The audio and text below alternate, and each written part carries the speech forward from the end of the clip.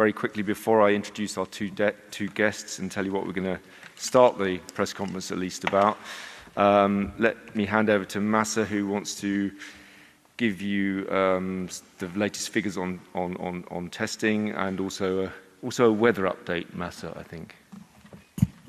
Yeah, thank you, Mark. Hello, everyone. Thank you for joining us today, as always. I actually went to Odaiba venue earlier this morning, and it was a fantastic venue. The sports competition went very well. The venue has been hosting the national championships for more than 20 times for all the triathlon community in Japan. Today was one of those the days that we are proud of this achievement. There will be other sporting events that we want to watch today, so we are expecting to see some of the Japanese hopeful athletes are competing today, so hopefully we should be able to see more excitement during the day. Also, before going into the COVID and Typhoon update, wanted to touch on the TV audience rate. Today, we saw the report that the opening ceremony recorded 56.4% TV audience rate on average, which is one of those remarkable figures. So we are very pleased to see such the big attention we were able to catch. So on COVID update, I believe you have the updated table. As of 24th July, starting from the beginning of this month, 36,470 tests were conducted at the airport. The positive case was 28, which means the positivity rate is 0.08%. And in the meantime, the number of screening tests is now 200,000. More than 200,000 tests were conducted till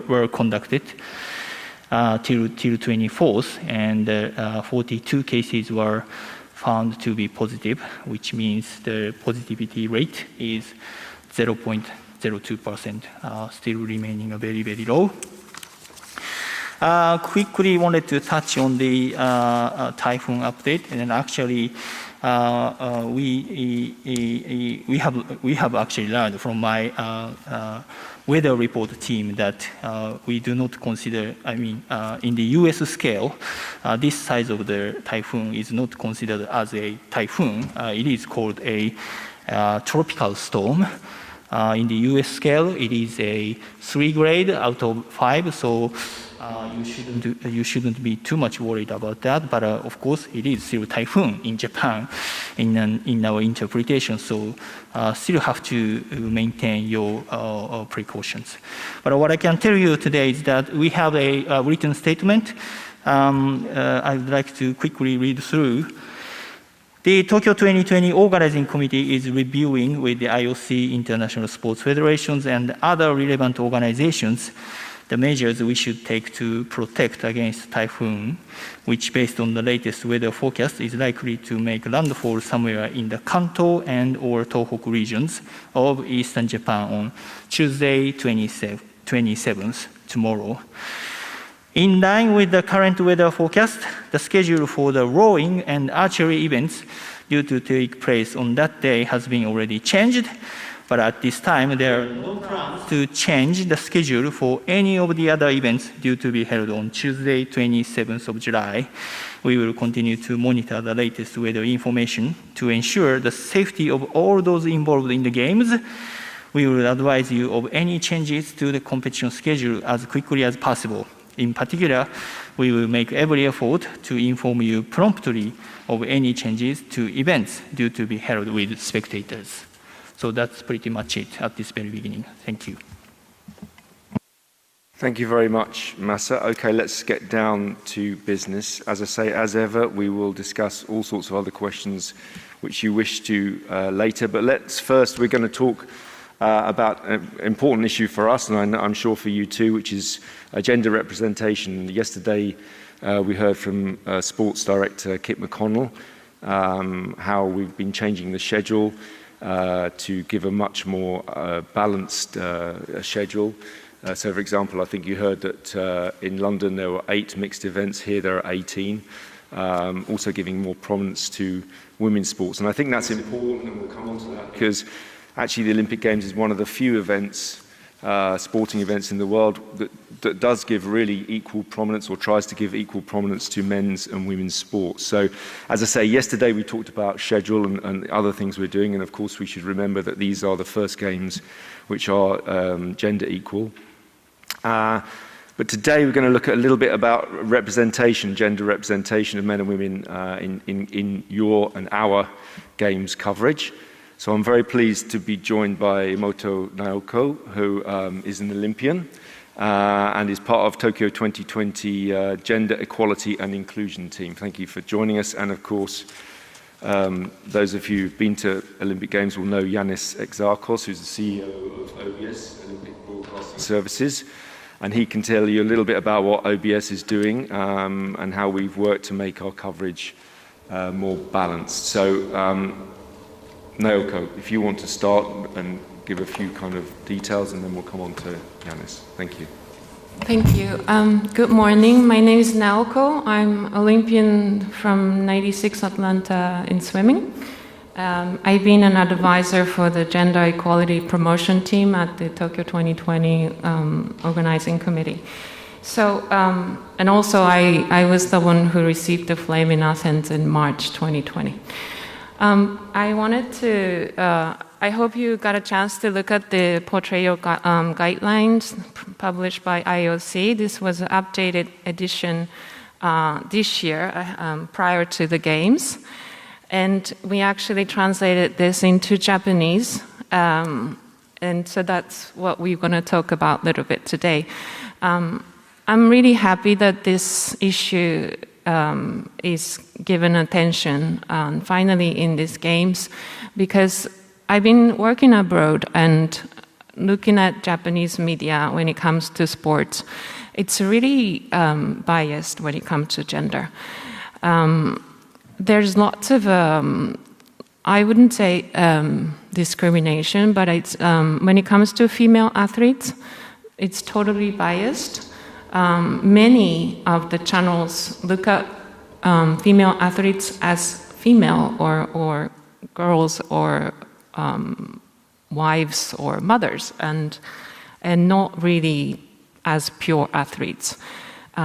It is both in terms of quantity and quality. When it comes to quantity, it's apart from the Olympics, there isn't a lot of broadcasting or news talking about female athletes, apart from the Olympics. And when it comes to the quality of it, you know, we talk about how they are in their private lives, or how they are as mothers, or most of it also really gives attention to the looks, saying in Japanese, "utsukushi sugiru," or you know, they're beautiful or sexy, or we talk about beast, or athletes eating food in the court, or it's just that it's not pure sport. And so this has been noticed, and then there's lots of data, so this is a fact, but we never actually talked about it. So I'm happy as an advisor to the gender team that we were able to translate, and then it's been distributed. And I really hope that this is part of the movement.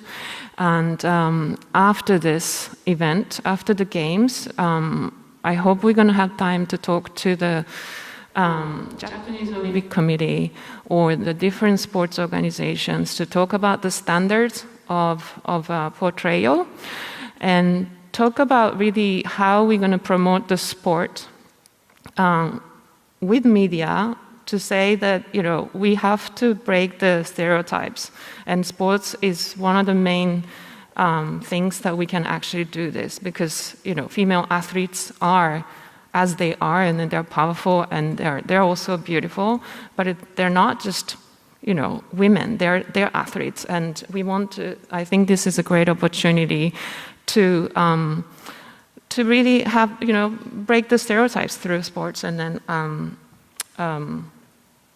bring it to another level. Thank you. Thank you very much, Naoko. So let's go now to Yanis. Yanis, I know OBS have been doing a lot to try and improve the balance of coverage. So, thank you very much, Mark. Thank you, Naoko-san. And allow me to say that I'm particularly happy to be here among you today, and very happy that as of the first days, one of the issues that we address is actually that of gender equality, which is very, very close to my heart and to the heart of all the team of OBS. Why? First of all, because we believe that there is so much that can be done. The Games, the IOC, the Olympic Games have done a lot during the last 10, 15 years. Tokyo practically is a gender equal games in terms of participation of athletes. We in media have not yet done all that we can do.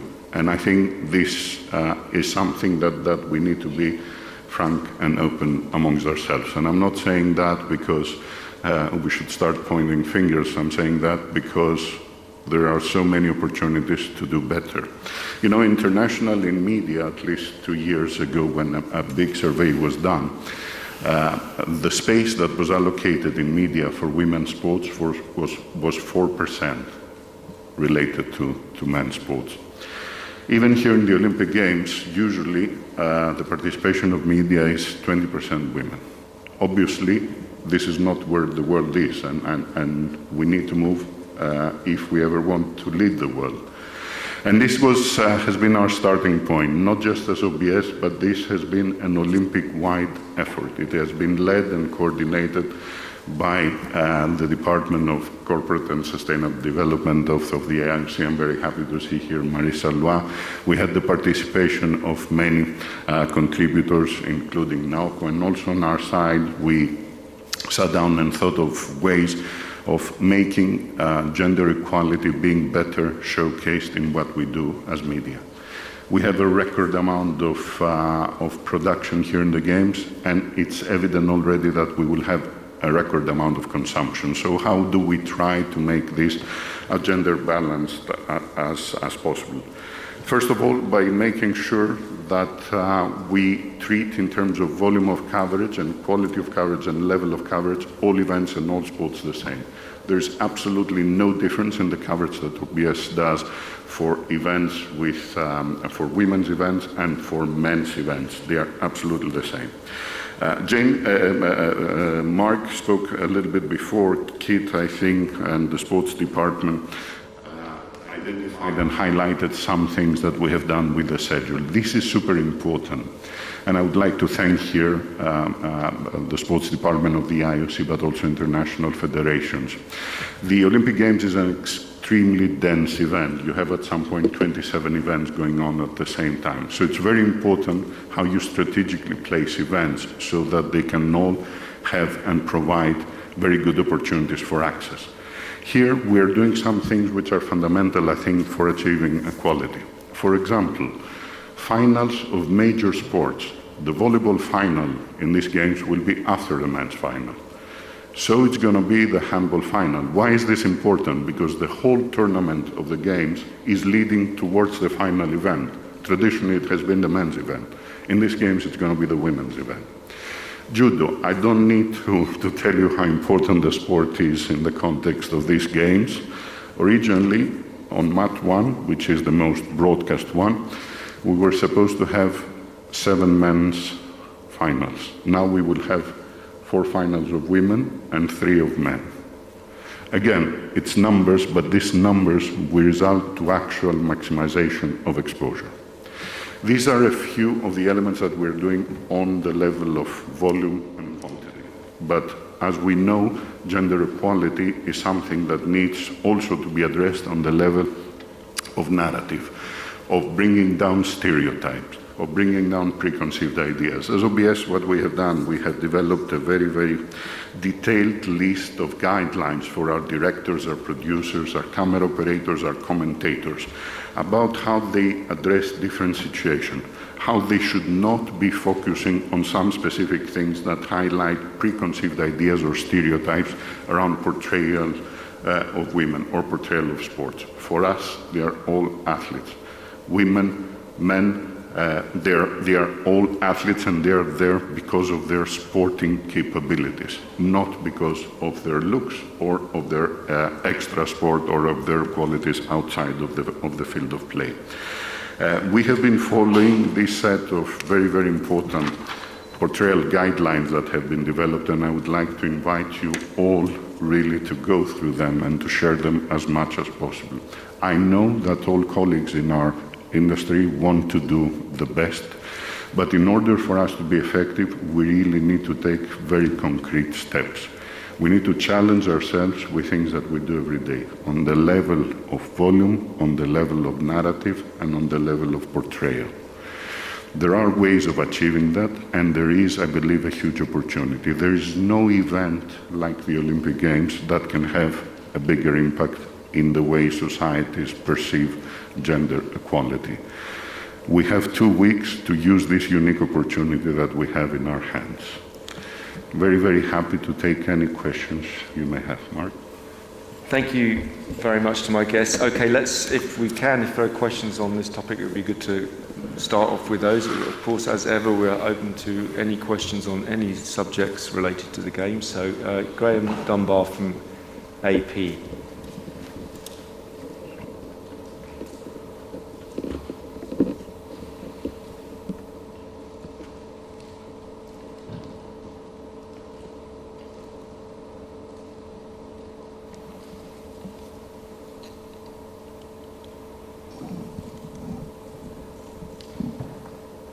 Thank you. It's a question for Yanis. The amount of airtime that women athletes get, but the presentation of them in the German gymnasts have raised the issue of sexualized outfits.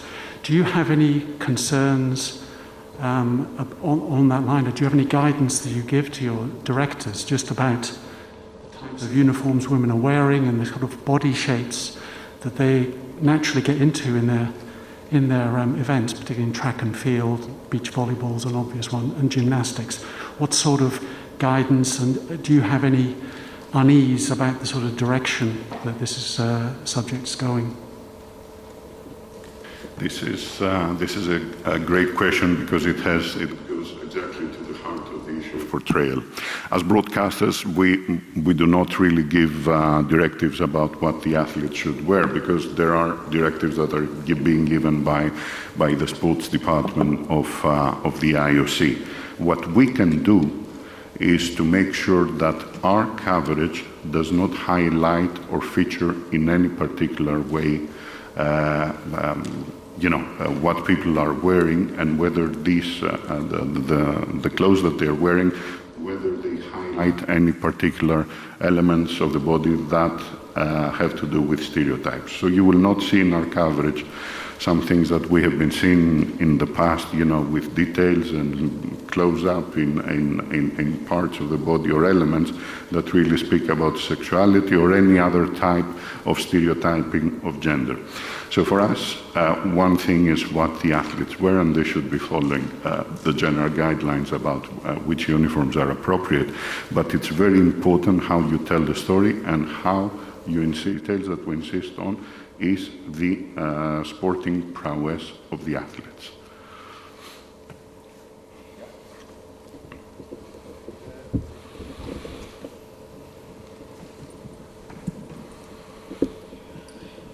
Hello, I'm Jenna Fryer with the Associated Press. I apologize, I have 2 questions because 2 different topics. I believe in relation to the weather, you used US terms. You said tropical storm, category 3. We consider that a hurricane. And we typically consider hurricanes pretty dangerous. Are you looking at this as a potentially dangerous situation? Yes, I think it's category 3 in Japanese terms. It's not category 3 in American terms. In category 3, as I understand, we said below, there are 5 categories, and below 3 is not expected to have any serious damage to buildings. So it's not wishing to minimize it. Actions are taken. I would say also that my understanding is it's not actually going to come via Tokyo anyway now. So. Yes, sorry, I can complement. So, every different country uses every different terms, and also they may have different perception towards the term, which is why I try to bring in the perception that people should have in terms of the level of this typhoon. So, in this scale, I said this is considered the 3rd grade among 5 grades in the U.S. soil, and also we can call it tropical storm, which is actually in this U.S. term. This is the weakest category of the name in terms of the names of these categories. So from the bottom, tropical storm, severe tropical storm, and typhoon. This is a term being used in the U.S. So that was the understanding I have learned this morning. So what I want to tell you is, of course, this is still a typhoon. So we should not be too much optimistic about the impact, of course. But in the meantime, we need to give everyone has a common understanding in terms of what we should expect, which is why I try to bring in this scale. So, as I said, for today's competition, with the latest information we have now, all the competitions are being scheduled as planned. If there is any development, of course, we will circulate the new information. Are you feeling like you can't get a break? First the heat, now the rain? Sorry, say it again? Are you with the weather, are you feeling like you can't get a break? First the heat, then the rain? I mean, response to any absurd situation is, one of our important jobs. So this is absolutely a regular exercise we have to face with. And then my second question is about the gender equity. One of the things that has also come out of the gender equity is mental health. And Naomi Osaka is one of the athletes who has brought attention to that. There are a lot of female athletes who have started talking more openly about mental health, and it's maybe not so much of a taboo subject anymore. I'm wondering, where you saw that shift, where it became acceptable to talk about and be addressed.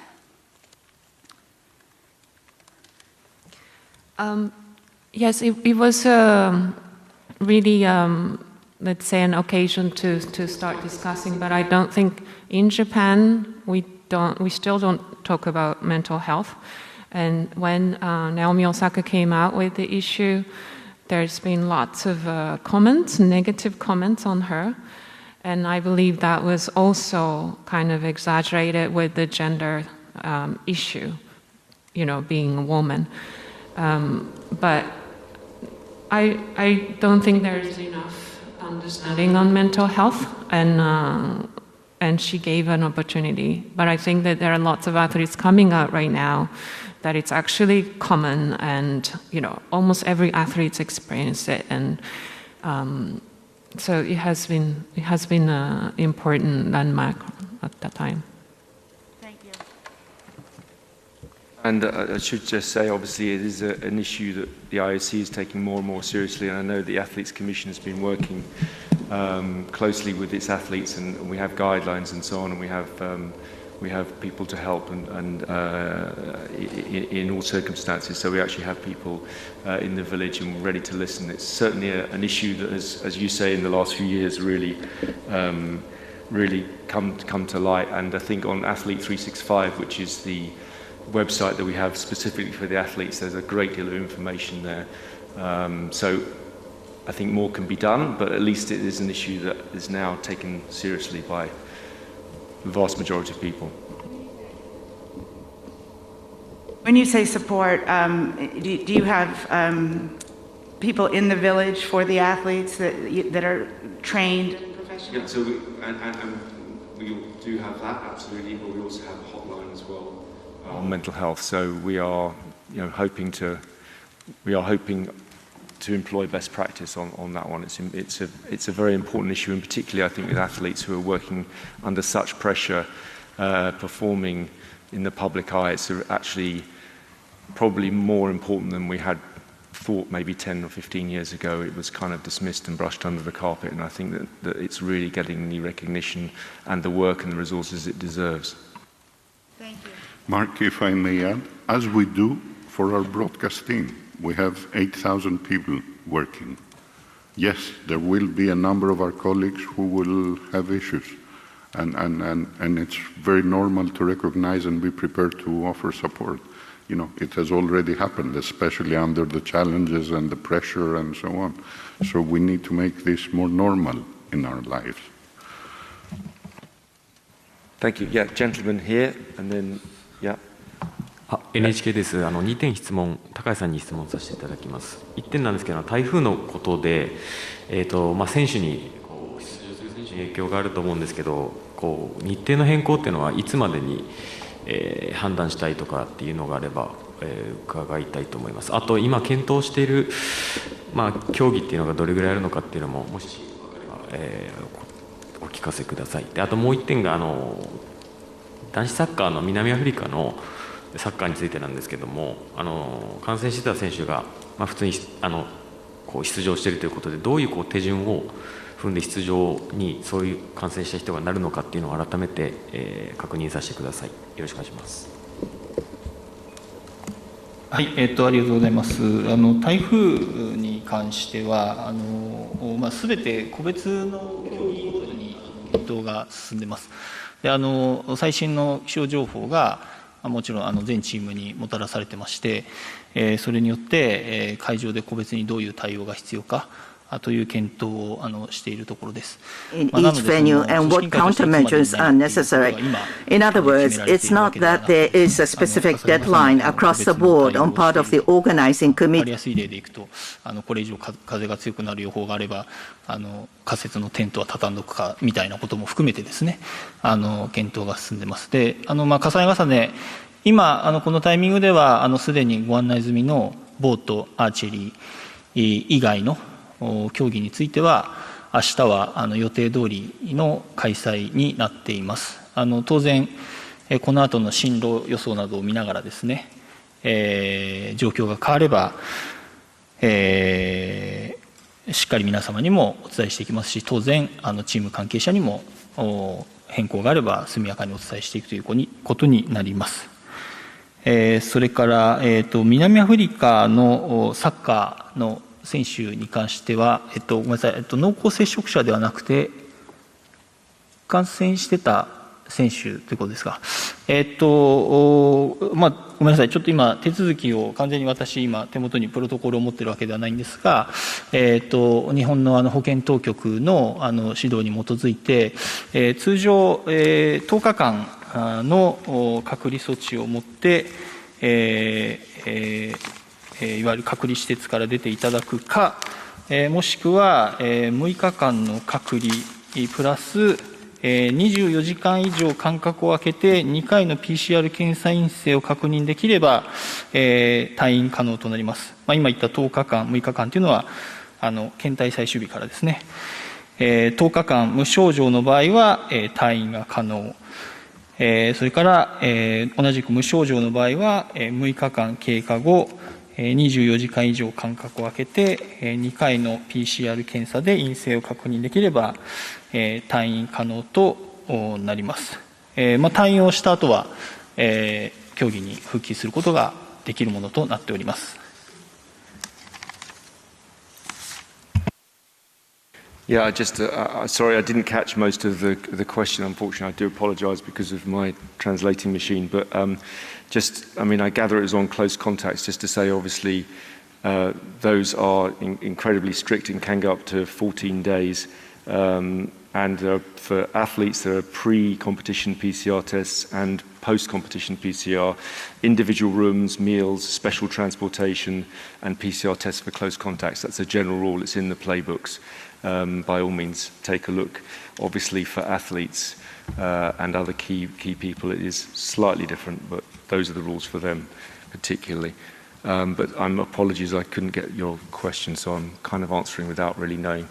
Yeah, there was a lady just behind Liam who wanted to ask a question first, and Liam after that maybe.「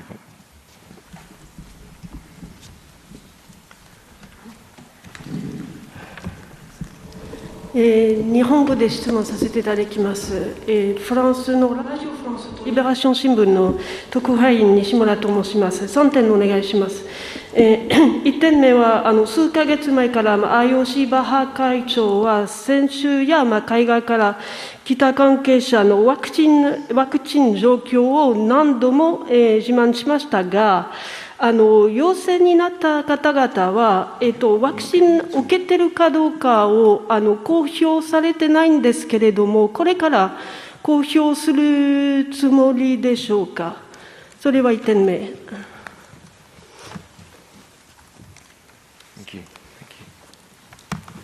Sorry, if that, I can. Yeah, if I do apologize. Do you prefer French or English? Either, but English, obviously. English, okay. But French is fine. I just ask if you can also give us the vaccination status of people who has been declared positive, because before the games, President Barr always told that 80% or more people coming from abroad will be vaccinated, but now there are positive cases, and we don't know if it's people vaccinated or not. Or is there a reason why you don't give this information? This is a question. Well, we obviously wouldn't give individual cases and identify people, but what I can say is yes. So. Residents of the village, it's about 85% vaccinated. For the IOC, it's about 100% vaccinated. That, by the way, doesn't mean, I'm not an expert, but that doesn't mean you can't still catch COVID. It's still possible. And obviously there is a number of people there who aren't vaccinated. The numbers you're getting are also involving, if I'm right, are also involving outside contractors and workers from within Japan as well, and I think you'll find that something like 50% of the positive cases are from those cases. So the infection rate is incredibly small, as you would expect with such high vaccination rates. I can't really give you much more detail than that on the vaccination. Even if you don't give this information to the public or to the journalist, do you give this information to the medical people? I mean, if someone vaccinated is tested positive, it could also mean that it is another variant which is resistant to the vaccination. So it's important to know if it is vaccinated or not, and to analyze the genome. It is important to know, but you'll appreciate, being a media spokesman, I'm not going to go into what information is shared or not shared. I can't do that. But rest assured, I'm certain that they are sharing all the information that's necessary to be assured. May I add something? If Mark is not a medical expert, I'm 3 times less. But from a media point of view, we can make an observation. We're 20,000 media here. We knew that the level of vaccination would be 80% or more. We are all being tested regularly. There have been 9 cases. There is no other community with this low level of positivity right now in the world. So the system works.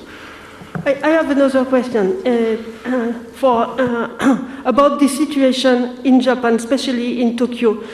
Don't you think that you will have to check more people from Japan who are going inside this press center or inside the Olympic Village and outside without a very severe check? Don't you think you will have to reinforce, to strengthen this check? if my understanding is correct, you are asking about the level of testing, right? そうです、そうです、はい。It's obviously we have been deploying a robust testing program right now. As I mentioned earlier, the number of tests we have been able to conduct is now more than 200,000 across all stakeholders, and then you also have seen the result, which has been already exposed to everyone available. So in that respect, we are confident that we are deploying the most robust possible testing program for all the stakeholders right now. Just one precision. お掃除のする方とか、お料理のする方とか、その人たちも検査を受けてますか？抗原検査ですか？ For example, PCR 検査 antigen ですか？ tests? All the accredited persons are subject to be tested, and everyone's being conducted within this testing program. Thank you very much. I should tell you I'm tested every single day, and like everyone here was tested twice before I came, once on arrival, and tested every single day. And I think the number of tests now is up to 200, more than 200,000. So, as I said yesterday, this is the most tested community probably anywhere in the world. In fact, anywhere in the world, no one is getting as many tests. And obviously that, with added to the distancing and so on, makes it a safe place. Can we make it zero risk? No, we can't. As the World Health Organization Director General said earlier last week, when he was praising the work that would be done, we've worked very closely with the WHO all the way, and they provided all the information we needed to make sure that all the actions we're taking are scientifically based. There's a lot of questions, so Liam's been waiting a long time. Liam.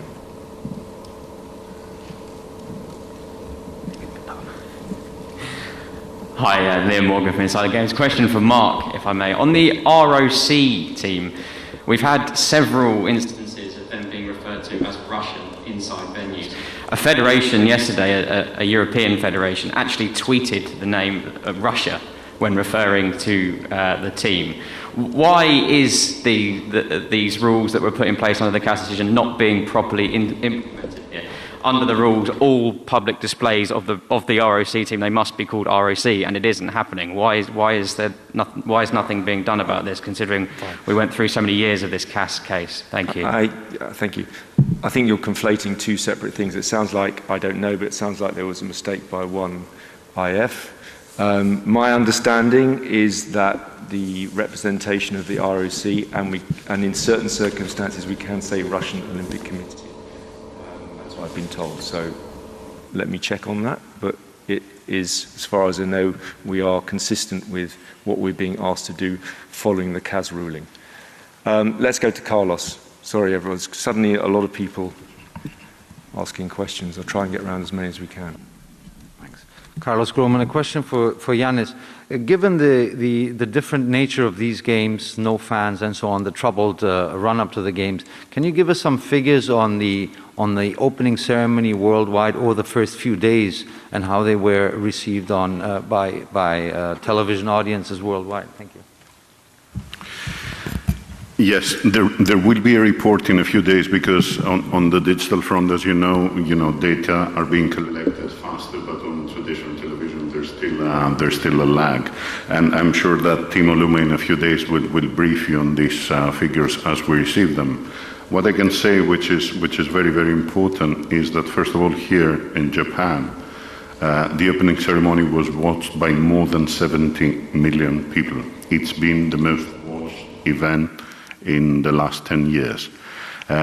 We know that there have been several countries where the exposure has been huge. I know from our colleagues at CMG, Chinese public broadcaster, that also the figures were extremely high. I know from Channel 7 in Australia that probably it was 3 times what it was in Rio. You will be receiving more information on that in the days to come, but the first indications that we have is that clearly the opening ceremony had a very, very, very high level of consumption.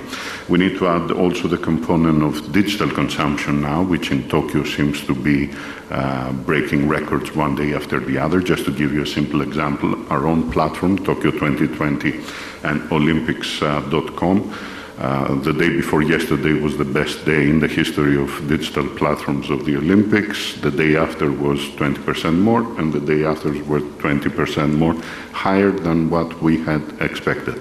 So clearly, the interest in the games is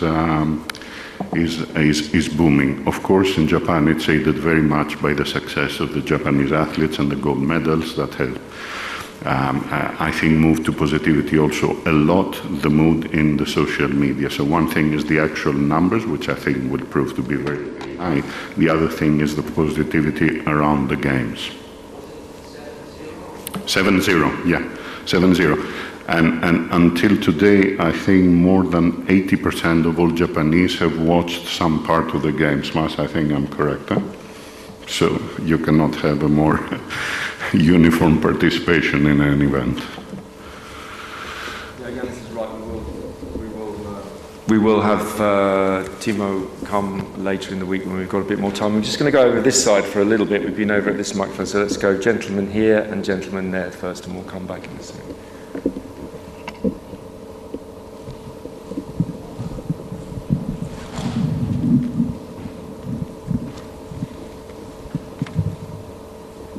Ian Axton from Reuters Television. Given that a large number of fans actually watch the cycling races on the opening 2 days, and recent polling has been more positive about having the Olympics here, is there any chance of a change in the status of the events taking place without fans? Is there a chance that you could revisit that? I'll hand over to Masa in a minute, but from the IOC point of view, it won't surprise you to know that we will follow entirely the advice of the Japanese health authorities on that. Of course, it breaks everyone's heart that there are no spectators, but health and safety are number one priority. So if that would happen, that would be a decision for our Japanese partners and friends. Masa, anything to add? Yeah, we have obviously observed such a large number of spectators along the road cycling race. The thing is, we can consider that it's one of those proofs that the Japanese people are passionate about these Olympic Games. But in the meantime, we have been saying that we are requesting general audiences to refrain from coming to the roadside under the current situation. So I will have to say that we should thank for those people who did not come and stay their homes to watch those events in their places. So of course there's a mixed feeling, but we have to stress that this is the rule that we are conveying. We need to keep saying that people need to refrain from coming to those road events. And it's also, Mark already touched on, for now we have no discussions on the new development in terms of accommodating spectators. But the decision on the Paralympic Games will come after the end of these Olympic Games. Thank you. Yes, there was another gentleman here, and then I'm going to try and come back over here to, I think it's Tarek I can see over there. Yeah, Tarek, yeah. Yes, sir. Yeah. 大丈夫です。ありがとうございます。共同の林です。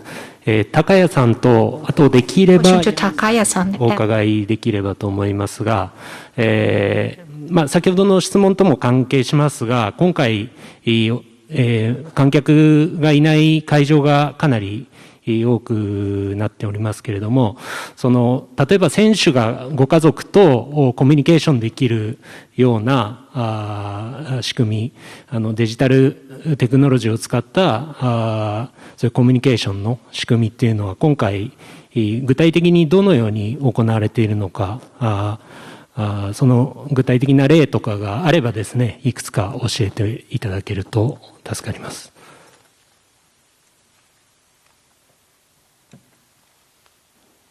Thank you very much. This is a great question, and actually, after tomorrow, we will have the opportunity to explain to you what we're doing on that front, because we have started as OBS fast-tracking a number of initiatives.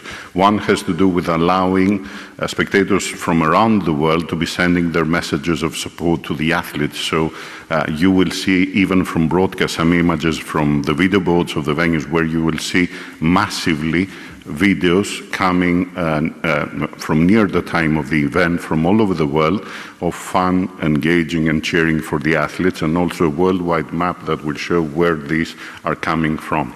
The second very, very important thing is what we call athlete moment, which is in a number of venues.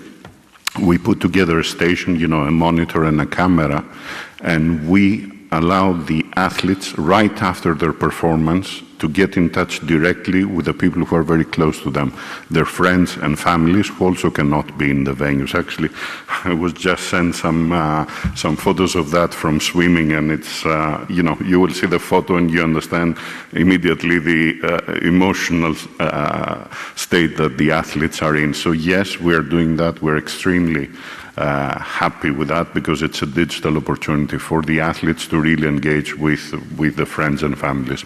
On Wednesday, we will present to you a little bit more in details about what is happening in the venues. Again, all that do not fully substitute spectators in the venues, but they give the athletes, I think, a far better experience. Thank you, Yanis. Okay, I think Tarek, I said, and then gentleman in the blue shirt and lady in front, if we can do.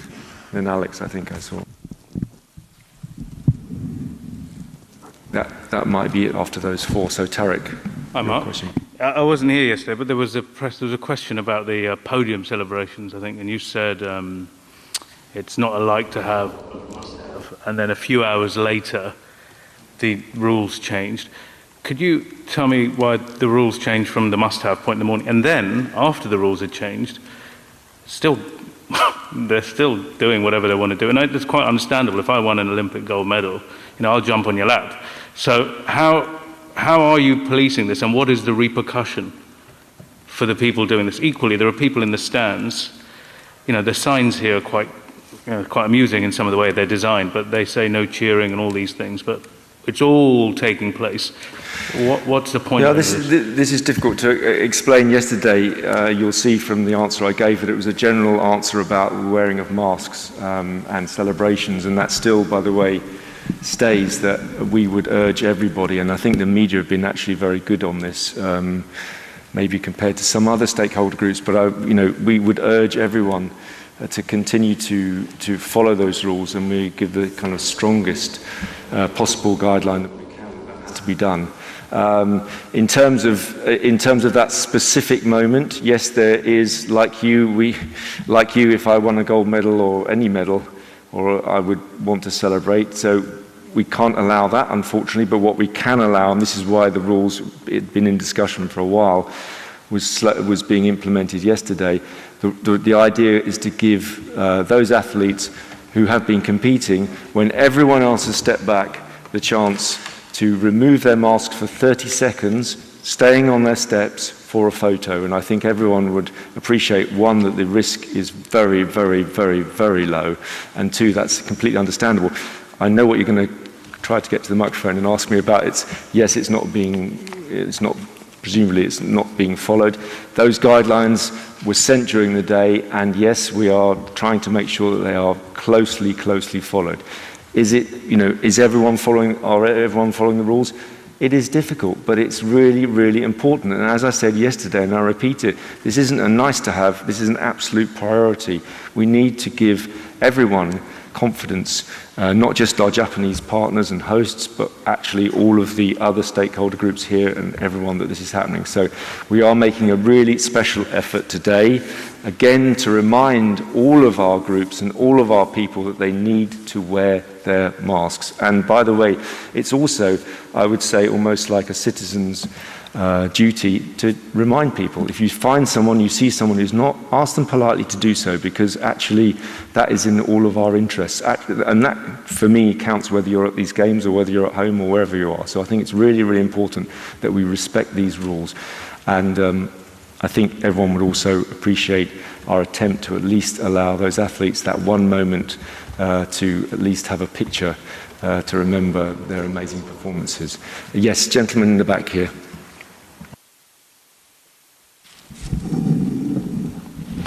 Доброе утро. Рустам Шарафуддинов, корреспондент Тартас. Сейчас идут финалы олимпийских соревнований по плаванию. И, в частности, Юлия Ефимова сейчас подвергла критике то, что финалы и полуфиналы проводятся утром в угоду американских телекомпаний. Она объяснила тем, что как раз утром и media outlet, and she said that in the morning athletes cannot perform well to break world records. So my question, whether the organizers are ready to meet to react to this criticism, and whether or not this criticism can be more criticism about that. So what can you say about that, about such criticism? Thank you. As you know, the judgment on whether competition can take place and at what times from a technical point of view, whether it affects or not the athletes, this is at the complete discretion of the international federations. They are the ones who define when it is the optimum time for the athletes to compete. And of course, on this subject, FINA was the International Federation of Swimming was consulted. This is not the first time that we have finals in the morning. It happened also in Beijing. It happened in Korea. And the position from FINA was that for the athlete it does make any difference, provided that they know that well ahead and that they can train and regulate the way the performance and their peak according to that, and this is what is happening. For the world records, I think that we will be here to see what is happening. Obviously, for all sports, the consideration of maximizing their exposure is very important, and the exposure of the sports come primarily from broadcasting, traditional and digital. This is for the benefit of the athletes. It's not against the athletes. You know that many of the Olympic sports, their Olympic exposure is by far the largest exposure to the world that they can have. It's a unique opportunity for engaging new generations and creating new followers of the sport, including even for huge Olympic sports like swimming. If you compare the exposure that swimming has during the Games with other regular events, I think there is no comparison. Yes, we do work a lot as broadcasters for the creation of this program. We discussed before about ensuring gender equality, but also one fundamental criterion is ensuring exposure of all sports around the world. And this, I think, is important for the athletes and the sport first and foremost. Okay, there was a lady here I think wanted, and then we'll go to Alex, and I think, with apologies, that will probably be the last question. So, yeah, lady here and then the BBC. Please excuse me for speaking Japanese. 高谷さんにTBS テレビです伺います。I like to speak in Japanese. I like to ask a question. 気象庁によると千葉県など1都3県に、大雨暴風警報また波浪警報が発表される可能性が高くなっています。明日千葉県にあるサーフィンの会場の方にも、波浪警報が発表される可能性が高くなっていますが、明日準決勝なども予定されている中で、現在のfinal is scheduled for tomorrow for surfing. I like to. はい、これはすみません、先ほどお伝えしたことをちょっと繰り返すにのみにとって当然状況が変われば競技スケジュールの変更も含めてしっかり皆様に速やかにお伝えをしていきます。まさに今対応をベニューごとに協議中ですので、現在のところは明日は予定通りにしてますが、重ね重ね、今おっしゃっていただいたような話も含めてですね、状況が変われば速やかにお伝えをしていきたいと思います。引き続き気象情報に注視しながら対応していきたいというふうに考えております。Thank you very much, Masa. Yeah, Alex, last question, please. Yeah, with apologies. Thank you. Morning, Alex Couch at BBC. Just to follow up on Tarek's question, do you, obviously you've relaxed the rule on wearing masks on the podium, but you have said that anything else is not allowed when people embrace each other, they embrace their coaches or anyone they can get their hands on, it seems. Are people going to be sanctioned now because of this? And one second question, just to clarify, because I'm a bit confused, is it, under Japanese terminology, is it a typhoon or a tropical storm? I think, Alex, at this stage, where the vast majority of people are complying, we will make a last big push to remind people and to get them to do their duty. And I think we'll leave it at that for the time being, but there will be specific discussions with people, and if we find people who are breaking the rules, we will talk to them and ask them to abide by the rules. So I think that at this stage is where we are, and I hope that that works, because this is a very important issue for us and everybody. Masa. Yeah, the explanation is very, very difficult concerning the terms of this weather. So in Japanese, it is typhoon. Sounds like very typhoon, but in this U.S. soil, it means the highest category of the weather. So as I said, in the U.S. soil, this level of the weather is considered a tropical storm, and then above that, there is a severe tropical storm, and then typhoon. So I don't know how I should be able to address that, but in Japanese it is called typhoon.